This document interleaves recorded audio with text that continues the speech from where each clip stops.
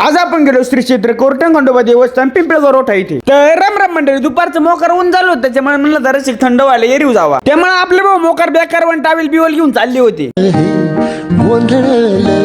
लाड लाड गेलं हरून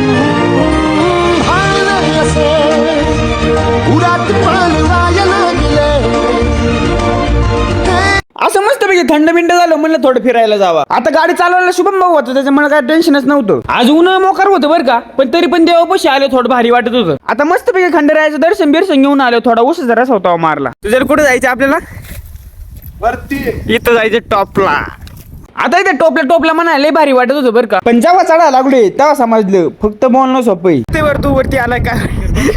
बंद कर म्हणते शुभम नाही म्हणते बंद कर. आता आम्हाला भीती काय वाटत नव्हती, आता फक्त होत होता तो आनंद. इथं बाबाचं एवढं उन्हात आणायचं काय चालू होतं काय माहिती. तर तुम्हाला आजचा आपला ब्लॉग कसा वाटला कमेंट मध्ये नक्की सांगा.